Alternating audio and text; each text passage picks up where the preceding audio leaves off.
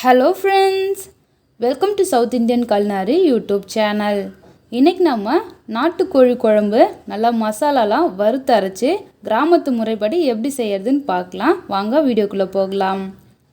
மசாலா வறுக்கிறதுக்கு ஒரு பேனில் 2 டீஸ்பூன் மல்லி சேர்த்துக்குங்க. இது கூடவே 1 டீஸ்பூன் சோம்பு, 1 டீஸ்பூன் மிளகு, 1/2 டீஸ்பூன் சீரகம் சேர்த்து இதை நல்லா வறுத்துக்கலாம். லோ ஃப்ளேம்லேயே வச்சு வறுத்துடுங்க, ரொம்ப கருக விடாத, நல்லா ஈவனாக வறுத்து விடுங்க. இது வறுந்ததும் இதோட காரத்துக்கு காஞ்ச மிளகாய் சேர்த்துடலாம். நான் ஒரு 7-8 காஞ்ச மிளகாய் சேர்த்துருக்கேன். உங்களுக்கு எவ்வளோ காரம் தேவையோ அந்த அளவுக்கு சேர்த்துக்குங்க. இந்த மசாலா எல்லாமே பார்த்திங்கன்னா நான் 1 kg சிக்கன் வாங்கியிருக்கேன், அதுக்கான மசாலா சேர்த்துருக்கேன். நீங்கள் எவ்வளோ எடுக்கிறீங்களோ அந்த அளவுக்கு நீங்கள் கூட்டவோ குறைச்சவோ இந்த மசாலா சேர்த்துக்குங்க. இது இப்போ நல்லா வறுபட்டுடுச்சு. இப்போ இதோட நம்ம பட்டை வகை எல்லாமே சேர்த்துக்கலாம். ஏலக்காய், பட்டை, லவங்கம், கசகசா, பிரியாணி இலை, ஸ்டார் பூ, இது எல்லாமே நான் சேர்த்துருக்கேன். இது எல்லாத்தையும் சேர்த்து இதையும் நல்லா வறுத்து விட்டுக்கலாம். இது நம்ம சேர்த்து வறுத்து அரைக்கும் போது நம்ம தனியாக கரம் மசாலா இல்லை சிக்கன் மசாலா எதுவுமே சேர்க்கணுன்னு அவசியம் கிடையாது. இதுவே நல்ல ஃப்ளேவர் சூப்பராக இருக்கும். இது நல்லா வறுந்துருச்சு. இப்போ இதை ஆற வச்சிடலாம். இப்போ இதே பேனில் 1 டீஸ்பூன் அளவுக்கு எண்ணெய் சேர்த்துக்குங்க. எண்ணெய் சேர்த்துட்டு எண்ணெய் நல்லா காஞ்சதும் இதோட ஒரு துண்டு இஞ்சி, ஒரு 4-5 பூண்டு பல், ஒரு 5 சின்ன வெங்காயம் சேர்த்துக்குங்க. இதை சேர்த்து இதை நல்லா வதக்கிக்கலாம். இது லைட்டாக நம்ம எண்ணெயில் வதக்கி அரைக்கும் போது நல்லா வாசனை, ஃப்ளேவர் எல்லாமே சூப்பராக இருக்கும். இது லைட்டாக வதக்கிக்குங்க. பாருங்கள், இந்த அளவுக்கு வதங்கினா போதும். இதையும் நம்ம இறக்கி ஆற வச்சிடலாம். இப்போ ஒரு மிக்ஸி ஜாரில் நம்ம வறுத்து அரைச்ச மசாலா, இஞ்சி, பூண்டு, சின்ன வெங்காயம் எல்லாமே இருக்குது. இது எல்லாத்தையுமே சேர்த்துட்டு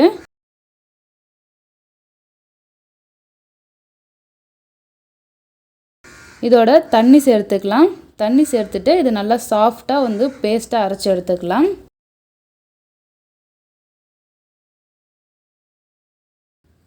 பாருங்கள், நல்லா பேஸ்ட்டாக அரைச்சாச்சு. நல்லா சாஃப்டாக அரைச்சிங்க, திரி திரியாக இல்லாமல் நல்லா சாஃப்டாக அரைச்சி எடுத்துங்க. இப்போது நான் 1 kg சிக்கன் க்ளீன் பண்ணி எடுத்துருக்கேன். இப்போ இதில் நம்ம வறுத்து அரைச்சி வச்சுருக்க மசாலாவை சேர்த்துடலாம்.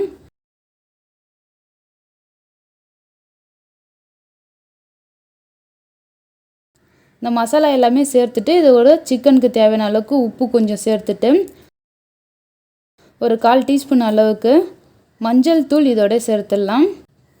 இது எல்லாமே சேர்த்து இதை நல்லா கலந்து விடுங்க. சிக்கனில் இந்த மசாலா எல்லாமே நல்லா மிக்ஸ் ஆகிற வரைக்கும் நல்லா அப்ளை பண்ணி விடுங்க. பாருங்கள், இது மாதிரி நல்லா அப்ளை பண்ணி விட்டிங்கன்னா இது நல்லா ஊறிடும். இது ஒரு 15 நிமிஷம் அப்படியே மூடி போட்டு ஊற வச்சிடலாம். ஸோ இது மாதிரி நம்ம ஊற வச்சு செய்யும்போது சிக்கனில் மசாலா எல்லாமே நல்லா இறங்கியிருக்கும். உப்பு காரம் எல்லாமே டேஸ்ட் சூப்பராக இருக்கும்.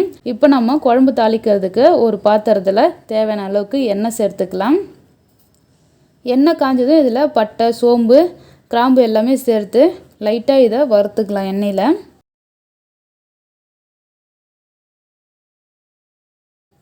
இதோட ஒரு கொத்து கருவேப்பிலை, 2 பச்சை மிளகாயும் சேர்த்துக்கலாம். சேர்த்துட்டு அது நல்லா வறுந்த உடனே இதில் ஒரு 25 சின்ன வெங்காயம் 2 கட் பண்ணி வச்சுருக்கேன், அதை சேர்த்து நல்லா வதக்கிடலாம்.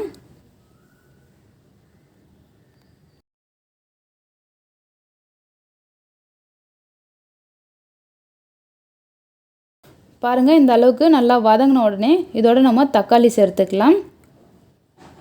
கூடவே நல்லா வதங்கிறதுக்காக கொஞ்சம் உப்பு சேர்த்து இதை நல்லா வதக்கிடலாம்.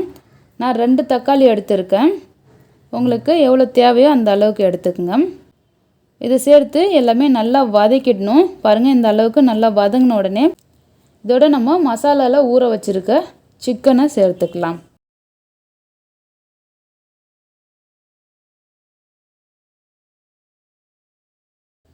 சிக்கன் எல்லாமே சேர்த்தாச்சு.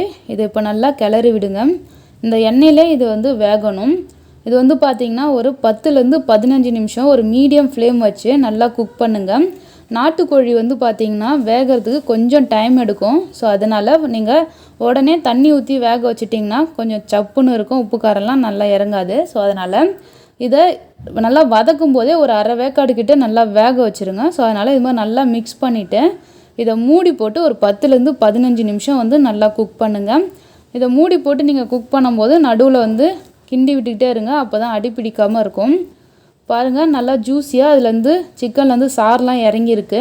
இந்த தண்ணி எல்லாமே வத்துற வரைக்கும் இதை நல்லா மிக்ஸ் பண்ணி விட்டு வேக வைங்க. இதில் தண்ணிலாம் நான் எதுவுமே எக்ஸ்ட்ரா சேர்க்கலை. இந்த சிக்கன்லேருந்து வெளியே வந்த தண்ணி தான் இது. இதில் நம்ம இது மாதிரி வதக்கி வேக வைக்கும்போது நம்ம ஊற வச்ச மசாலா எல்லாமே சிக்கனுக்குள்ளார இறங்கும். ஸோ உப்பு காரம் எல்லாமே கறியில் இருக்கும். ஸோ அதனால் டேஸ்ட் ரொம்ப ரொம்ப சூப்பராக இருக்கும்.